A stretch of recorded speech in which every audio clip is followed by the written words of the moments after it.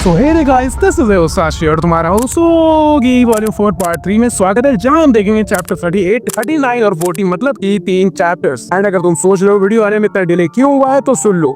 मैं रहता भाई बिहार में और यहाँ पे छठ पूजा मनाया जाता है एंड अभी कुछ दिनों पहले ही आया था और मैं उसमें थोड़ा बिजी हो गया था तो मुझे टाइम नहीं मिला एडिटिंग करने का। खैर मैं उम्मीद करता हूँ कि तुम्हें ज्यादा प्रॉब्लम ना आई हो। वैसे एक और बात, ये वॉल्यूम इस पार्ट में खत्म नहीं होगा, नेक्स्ट पार्ट में होगा। खैर अगर इसके पीछे के पार्ट्स नहीं देखे तो डिस्क्रिप्शन में एक प्लेलिस्ट का लिंक है, वहां से जाके देख लो। और अब शुरू करते हैं एक्सप्लेनेशन, लेकिन उससे पहले रिकैप। तो पिछले पार्ट में बाकू काजी के पास आ गया था, बेसिकली उसके फोन का जीपीएस ट्रैक करके, एंड नोआमी को समझ में आ गया था कि उसका खेल खत्म। बट वो भी कातुरु का नंबर 1 रेफरी है, स्मार्ट तो होगा ही, एंड वो एक बहुत ज्यादा स्मूथ प्लान एग्जीक्यूट करता है। एंड वो क्या था उसके लिए हमें जाना पड़ेगा फ्लैशबैक में। हम देखते हैं नोआमी से एक बंदा बात कर रहा है एंड मुझे लगता है कि ये किरुमा शोइची है। खैर तुम्हें पता है तो बता देना। खैर ये बंदा नोआमी को सादाकुनी इक्की नाम के काकरू मेंबर के बारे में बताता है, जो कोई आम इंसान नहीं है, वो एक टेररिस्ट है। उसका एम है गैम्बलिंग कल्ट और सारे गैम्बलर्स को वाइप आउट कर देना, जिसके लिए वो दूसरे गैम्बलर्स के साथ खेलता है और उनको हरा के डिस्ट्रॉय कर देता है। कोई उससे हरा नहीं पाया, बट नोआमी के सामने अभी एक चैंपियन गैम्बलर खड़ा था, मादर बाकू। तो नोआमी कहता है, अबे मुझसे क्या भिड़ रहा है, मैं तो तेरे लिए एक मस्त बंदा लेके आया हूँ, जा उसके साथ जाके खेल। उधर हम सादाकुनी को देखते हैं जो एक कसिनो से 5 मिलियन जीत के जा रहा था एंड ये कसिनो कुरामा रान को ओन करती है। एंड ये लड़की वही है जो अबैंडन बिल्डिंग आर्क के एंड में क्यूटारो को मारी थी। खैर रान को अभी सादाकुनी पे भड़क जाती है और उसे ओपन चैलेंज दे देती है। उधर हम देखते हैं सादाकुनी को जो किसी के साथ खेलने जा रहा है। फिर हम अपने लॉन्डो पे आते हैं। काजी बाकू पे शक कर रहा होता है क्योंकि तुम्हें याद ही होगा नोआमी ने उसको मैनिपुलेट करने का ट्राई करा था उसुकी के खिलाफ। फिर हम सादाकुनी पे आते हैं एंड हमें रिवील किया जाता है कि सादाकुनी जिसके साथ खेलने वाला है वो और कोई नहीं उसुकी ही है। एंड आई गेस तुमने प्रेडिक्ट कर ही लिया होगा। खैर इनके बीच का रेफरी कौन होने वाला है, गैस कर सकते हो क्या? इट्स आवर गाय याकू हिकोइची। तो अब स्टेज सेट है, लोहा गर्म है, मारते हथौड़ा। Chapter 38 the chosen one. Chapter के स्टार्टिंग में हम लोग देखते हैं एक टनल जिसके नीचे से काजी, याकू और बाकू जा रहे होते हैं। एंड काजी पूछता है कि भाई ये क्या है? तो ये एक सीक्रेट जगह है जहाँ पे काकरू के मेंबर्स आपस में कुछ बातचीत करते हैं, लाइक मीटिंग्स वगैरह। एंड हम देखते हैं यहाँ पे काफी सारे लोग आए होते हैं गैम्बल देखने के लिए, किसका उसोगी और सादाकुनी का। काजी पूछता है कि क्या ओपोनेंट आ गया? एंड याकू कहता है हाँ यही पे, बस आगे बढ़ते रहो। फिर याकू की नजर पड़ती है मार्को पे। अब वो कहता है कि बाकू ने जो रोदमू को अपने साथ रखा हुआ है वो उसके लिए कोई भी फायदा वाला काम नहीं है, क्योंकि रोदमू की असली पावर तो पब्लिक ने ऑलरेडी देख ली है, तो इसका कोई मतलब नहीं बनता। बाय द वे अभी यहाँ पे याकू बाकू के साइड से रेफरी बना हुआ है। अब तुम्हें समझ में नहीं आया साइड क्या है, तो भाई तुम्हें याद ही होगा अबैंडन बिल्डिंग गेम आर्क में जो याकू है वो क्यूटारो के साइड था। अब बाकू के साइड रहने का ये मतलब नहीं है कि वो हर चीज में बाकू को फेवर करेगा, नहीं ऐसा बिल्कुल नहीं है। वो दोनों ही प्लेयर्स के लिए एकदम न्यूट्रल रहने वाला है। फिर याकू बताता है कि यार देखो बहुत सारे रेफरीज होते हैं एंड सारे रेफरीज का जो स्टाइल है वो एकदम अलग अलग होता है। हम देख चुके हैं नोआमी और याकू एकदम अलग अलग पर्सनैलिटी के लोग हैं। एंड वो बताता है कि यहाँ पे आज 2 काकरू मेंबर्स आपस में गैम्बलिंग करने वाले हैं। 2 काकरू मेंबर्स कौन है तुम्हें पता है? तो याकू विल बी द बाकू सामाज एक्सक्लूसिव रेफरी। तो क्योंकि याकू जो है वो बाकू के साइड आ गया है तो काजी को काफी ज्यादा रिलीफ मिल रहा होता है, पर वो अंदर ही अंदर काफी एंशियस भी होता है। और वो क्यों होता है? तो यहाँ पे कोई आ रहा है, वो कौन आ रहा है तुम्हें पता ही होगा। एंड उसके फुटस्टेप से इसको काफी ज्यादा एंजाइटी हो रही है, पता नहीं क्यों। फिर बाकू अचानक से काजी को कहता है कि काजी तुमने तो काफी सारा एक्सपीरियंस गेन कर लिया है वो पोकर स्टार आर्क वाले आर्क से, तो क्यों ना आज का गेम हम लोग फुल एनर्जी से खेलने जाए। एंड काजी अभी वही सोच रहा होता है कि यार मैं तो इसके जान में फंसते ही जा रहा हूँ, मुझे नहीं पता कि उसके आंखों के पीछे क्या सोच है, उसकी क्या थिंकिंग है। क्या पता हो सकता है वो मुझे यूज भी कर रहा हो अपने लिए। पर क्या ये चीज सही नहीं है कि हम किसी और का यूज करें, क्योंकि आखिर में तो सब लोग वही करते हैं ना, एक दूसरे का यूज। हम इसको इस पॉइंट ऑफ व्यू से देख सकते हैं कि शायद मेरी जरूरत होगी इसलिए मुझे यूज किया जा रहा है। और एट द एंड काजी कहता है कि भाई ये इविल नहीं हो सकता। उसके बाद ये लोग उस जगह पे पहुंच जाते हैं जहाँ पे ये गेम होने वाला, और याकू कहता है कि हम लोग डेस्टिनेशन पे पहुंच चुके हैं, अब सब लोग वेट करो। याकू कहता है कि लगता है अपोनेंट साइड भी अभी कुछ देर पहले ही यहाँ पे आई है। अभी सारे प्लेयर्स, सारे ऑडियंस और ऑफ कोर्स रेफरीज भी इस रूम के अंदर जाने वाले हैं। ऑफ कोर्स लेकिन हम रेफरीज का एक अलग पोजीशन रहने वाला है। याकू काजी से पूछता है कि देख भाई ओपोनेंट साइड का कहना है कि दोनों तरफ से 2 प्लेयर खेलेंगे, तो तू बता तेरा क्या प्लान है, तू रहेगा बाकू के साथ? फिर काजी कहता है लेकिन हमारे सब तो 3 लोग हैं एंड शायद से तीसरा वाला मार्को है ना। काजी पूछता है कि क्या हम लोग तीसरे वाले को अपने साथ लेके नहीं जा सकते? एंड याकू कहता है देखो मैं बात करूंगा लेकिन मुझे पता है उसका कोई फायदा नहीं होने वाला। फिर याकू कहता है कि ऑफ कोर्स मुझे तो ऐसा लग रहा है कि हाई चांसेस है कि वो लोग इस चीज को एक्सेप्ट नहीं करेंगे, क्योंकि जो तीसरा वाला प्लेयर है वो मार्को है, ऑफ कोर्स वो रोदोमू भी है एंड शायद से ओपोनेंट साइड को ये पहले से पता होगा कि भाई ये क्या कर सकता है, तो ऑफ कोर्स वो लोग क्यों मानेंगे कि ये जानवर यहाँ पे आए। उसके बाद बाकू अचानक से बोलता है वो लाइक कैंडी खा गए, यार इसमें क्या दिक्कत है, मैं और काजी जाएंगे अंदर खेलने के लिए। दिख रहा है बाकू काफी ज्यादा एनर्जी में हो तुम। बाकू कहता है माँ को नहीं जाने वाला एंड मार को पूरा पागल हो जाता है। एंड फिर बाकू कहता है अरे कोई बात नहीं, मेरे लिए तुम्हारे पास एक दूसरा काम है। अब वो क्या काम है भगवान जाने। चलो फिर इस रूम के अंदर जाते हैं। हमें तीनों के फेशियल एक्सप्रेशंस दिखाए जाते हैं। याकू एज ऑलवेज काम एंड कंपोज्ड, बाकू काफी ज्यादा एनर्जेटिक एंड काजी थोड़ा सा कंफ्यूज लग रहा है। खैर दरवाजा खुलता है एंड फाइनली उसोगी और सादाकुनी का फेस ऑफ होता है। फेस ऑफ क्या ही बोलूं, माउथ ऑफ लग रहा है ये तो। हाँ जी, तो अब हो गया फेस ऑफ। वैसे सादाकुनी कौन से दो लोगों को उठा के लाए यार, मुझे समझ में नहीं आ रहा है। खैर वो तो आगे जाके देख ही लेंगे। Chapter 39 something is wrong. Chapter की स्टार्टिंग में हम देखते हैं मार्को को जो दौड़ता है, यहाँ पे आता है, कूदता है और इस बिल्डिंग के ऊपर चढ़ जाता है। शायद से कुछ ऐसा ही हुआ है यहाँ पे। उसके बाद हम इसी रूम में आते हैं, हम देखते हैं सारे लोगों को और ये रहा सादाकुनी की। पहले तुम सोच रहे हो कि अगर बाकू रेफरी नंबर 2 यानी कि याकू को अपने साथ लेके आया तो सादाकुनी किसको लेके आया है? सादाकुनी अपने साथ काकरू रेफरी नंबर 10 को लेके आया जिसका नाम है मिकामा किरू। एंड फिर सादाकुनी उसोगी पे भड़क जाता है कि उसोगी ने अभी तक अपने सीट को ग्रहण नहीं किया है। उसोगी कहता है ओहो तुम तो काफी ज्यादा जल्दी में हो। दूसरे शब्दों में कहा जाए तो तुम यहाँ पे अपना सारा पैसा हारने आए हो। भाई साहब कॉन्फिडेंस देख रहे हो बंदे का। लेकिन ये सुनने के बाद सादाकुनी की बिल्कुल भी नहीं फटती है। उल्टा सादाकुनी एक चाकू लेके उसोगी की तरफ फेंक देता है। हालांकि वो उससे बच जाता है। वो कहता है अबे फालतू के डायलॉग्स मारना बंद कर, ठीक है? मुझे पैसों में इंटरेस्ट है। चुपचाप जल्दी से बेटिंग करते हैं और गेम शुरू करते हैं। एंड सादाकुनी की ये चाकू फेंकने वाले गेस्टर से हम देख सकते हैं उसोगी थोड़ा बहुत डरा हुआ होता है। ताजी तो एकदम बौखला ही जाता है। वो बोलता है याकू से अबे तू पागल है क्या भाई, वो कैसे चाकू फेंक रहा है? तू रेफरी कुछ कर तो भाई, कुछ तो कर। याकू कहता है देख ताजी, हम रेफरीज का बस इतना सा काम था कि दोनों तरफ इक्वल कंटेस्टेंट्स है कि नहीं ये चेक करना। बाकी और किसी चीजों पे हम लोगों का कोई कंट्रोल नहीं है। हालांकि ये थोड़ा ज्यादा हो जाएगा, लेकिन जान लो अगर तुम दोनों यहाँ पे मर भी गए ना तो भी मैं इसमें कुछ नहीं कर सकता हूँ। लेकिन तुम चिंता मत करो, यहाँ जो तुम्हारा ओपोनेंट है कि सादाकुनी, उससे बस पैसों से मतलब है, वो मारेगा तो नहीं। फिर बाकू सादाकुनी से कहता है पता है तूने तो वहाँ पे चाकू मारा ना, बिल्कुल भी दर्द नहीं हुआ मुझे। हम देख सकते हैं उसके कट लगा हुआ रहता है। लेकिन चाहे जो भी हो जाए बाकू अपना एटीट्यूड तो बिल्कुल नहीं छोड़ने वाला। फाइनली बाकू लगाता है बेट जो 50 मिलियन की होती है। सादाकुनी कहता है अबे 50 मिलियन बस तेरे पास इतना ही है क्या? बाकू कहता है हाँ भाई इतना ही है। सादाकुनी कहता है अबे 2 मेंबर खेल रहे हैं बस 50 मिलियन की बेट, क्या बकवास है यार, मेरे तो खेलने की एक साइड खत्म हो गई। अब देखो अभी तो ये सादाकुनी वाली साइड खेलने को राजी नहीं है, लेकिन अगर ये लोग और ज्यादा पैसा देख लेंगे तो ऑफ कोर्स ये लोग राजी हो जाएंगे।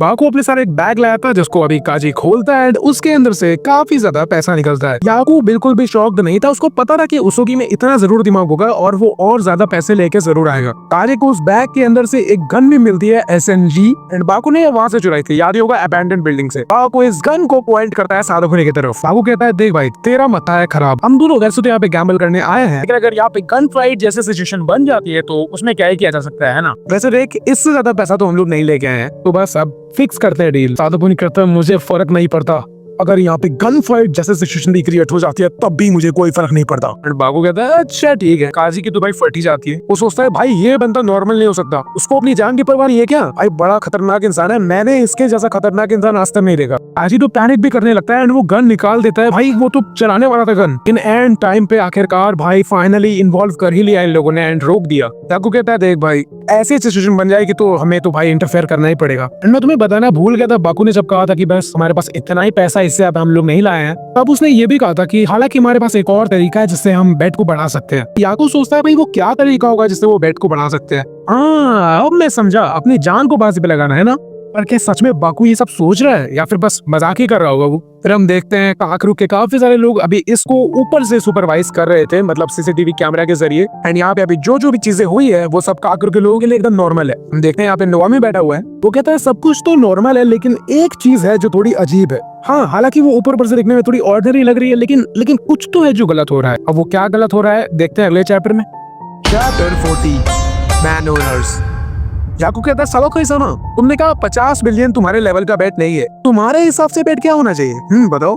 फिर जो सादाकुनी का रेफरी था, मैं इसका नाम भूल गया, वो बताता है कि सादाकुनी ने अभी तक 5 लोगों के साथ गैम्बलिंग करी है एंड जितना भी उसका बेट था उन सब का अगर हम लोग जोड़ निकाले तो वो बनता है 1 बिलियन। एंड ये सुनने के बाद तुम लोग एक्सप्रेशन देखो काजी, याकू और बाकू का।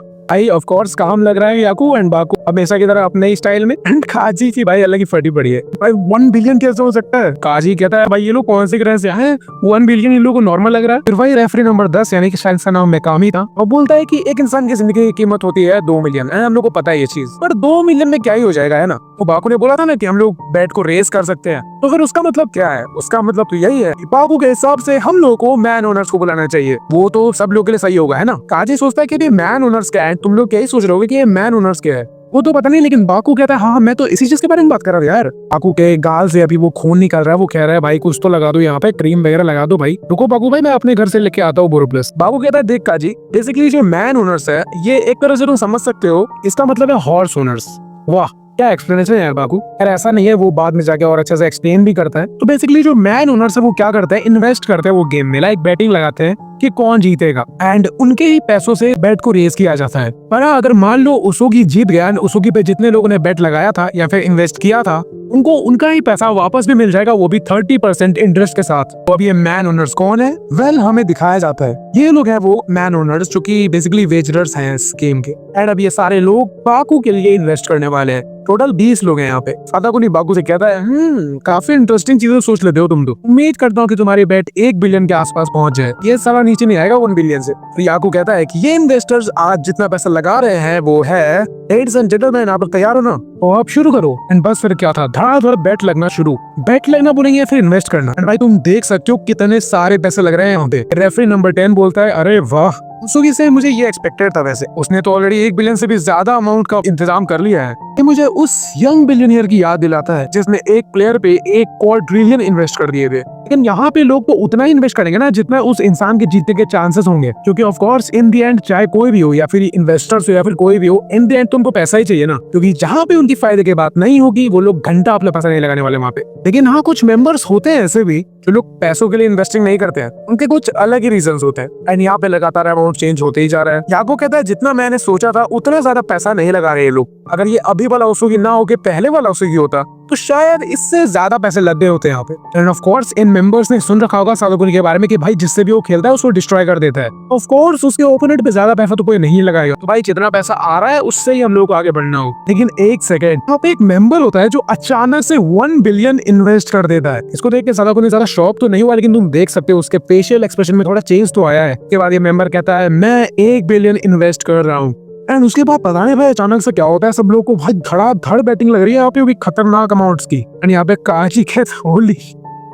भाई इसके साथ पता नहीं क्या हो रहा है भाई। इसका तो मेंटल ब्रेकडाउन फिर से होने वाला है। चैप्टर 8 में हुआ था, अभी फिर होगा। एंड अमाउंट पहुंच चुका है 2.5 बिलियन। एंड शायद 2.5 बिलियन ही है भाई, गलत तो नहीं हूं ना मैं? नहीं भाई बिल्कुल सही हो भाई, यहाँ पे सादाकुनी भाई ने पुष्टि कर दी है। आपको कहता है भाई अब शुरू करते हैं, लेट्स गो यार, चलो शुरू करते हैं यार भाई, कब से वेट कर रहा हूँ मैं इस गेम के लिए। आपको कहता है लेकिन इस बार ऐसा लग रहा है कि भाई तुम्हारे पास पैसे कम पड़ रहे हैं ना? सादाकुनी कहता है हाँ भाई वो तो है। तो कहता है फिर तुम भी भाई इन्वेस्टर्स को बुला लो पैसे के लिए। पीछे से इसका रेफरी आता है, रेफरी नंबर 10। वो कहता है सादाकुनी समझ ध्यान से सोचो, मेरे हिसाब से उसुकी के सामने 1 बिलियन की बेट इनफ है, उससे ज्यादा मत लगाओ ठीक है, क्योंकि उसका मोटिव बस ये टेस्ट करना है कि तुम्हारा गैम्बल करने का मन है या फिर नहीं। एंड फिर ये नंबर 10 वाला रेफरी कुछ ऐसा बोलता है जिससे मैं थोड़ा कंफ्यूज हूँ। बोलता है कि सादाकुनी समा याद रखना, अगर तुम जीत गए फिर तो बहुत सही है, लेकिन अगर तुम हार गए तो ये इन्वेस्टर्स जो भी तुम्हारे पास है सब कुछ ले लेंगे। एंड मैं पूछना चाहता हूँ कि वो लोग क्या ले लेंगे यार, क्योंकि जो हारा है हारने के बाद तो भाई वो पूरा ब्रोक हो जाएगा, पूरा गरीब हो जाएगा, पैसे उसके पास खत्म, तो वो लोग क्या ही ले लेंगे है ना? अगर उन्होंने उसको मार भी दिया हारे हुए को, लूजर को, तो भाई क्या ही मिल जाएगा उनको। खैर तुम्हें इसके बारे में क्या लगता है बताना कमेंट में।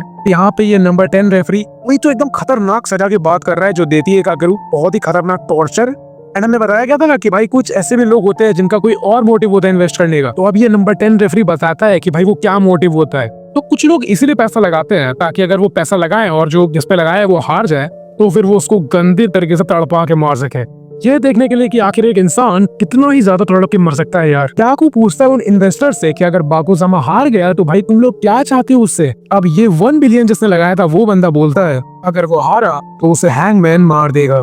एंड मैंने सुना है इस चीज के बारे में, हैंगमैन आर्क एक आर्क है, वो काफी ज्यादा इंटरेस्टिंग आर्क है यार। अभी तो नहीं है ये, जब आएगी तब देख लिया जाएगा। ये बंदा है फिर बंदी जो भी है पूछता है या फिर पूछती है तो तुम क्या कहते हो इस चीज पे? एंड भाई हैंगमैन का नाम सुन के यहाँ पे सारे इन्वेस्टर्स पागलों की तरह हैंगमैन हैंगमैन चिल्लाने लगते हैं। एंड यही पे चैप्टर भी खत्म हो जाता है। एंड रुको रुको रुको प्लीज भागना मत, सुन लो मैं क्या बोल रहा हूँ एक बार। अगर अगला पार्ट चाहिए तो सब्सक्राइब करो भाई, करना पड़ेगा ठीक है। काफी दिन से मैं उतने ही सब्सक्राइबर्स पे अटका हुआ हूँ, तो प्लीज यार सब्सक्राइब कर देना। एंड अगर मन हो तो मेरा डिस्कॉर्ड सर्वर भी ज्वाइन कर लेना, वहाँ पे हम लोग बातचीत करते ही रहते हैं एंड वहाँ पे काफी ज्यादा मस्ती होती है। तुम में से कुछ स्मार्ट लोग ऑलरेडी ज्वाइन कर चुके तो तुम भी आ जाओ यार, क्या वेट कर रहे हो? एंड हाँ आज की वीडियो कैसे लगी कमेंट करके बता देना, वीडियो को शेयर कर देना अगर तुम्हारा मन हो तो, और तुम लोग को मुझ पे दया दिखाना हो तो। बाकी लाइक भी कर देना, इस बार भी लाइक का एम रखते हैं 20 एंड प्लीज करवा ही देना यार ठीक है। बाकी बाकी मैं ट्राई करूंगा नेक्स्ट पार्ट फ्राइडे को ही आए, एंड नेक्स्ट पार्ट में हम लोग ये वाला वॉल्यूम तो खत्म कर ही देंगे, साथ में एक नया वॉल्यूम भी शुरू कर देंगे, वॉल्यूम 5। तो यार काफी ज्यादा मजा आने वाला है अगले पार्ट में, क्योंकि भाई इन दोनों की लड़ाई होने वाली है, आई मीन इन दोनों के बीच का गैम्बल होने वाला है, तो काफी मजा आएगा। आज के लिए बस इतना ही, मैं मिलता हूं तुमसे नेक्स्ट वीडियो में। Till then, peace out.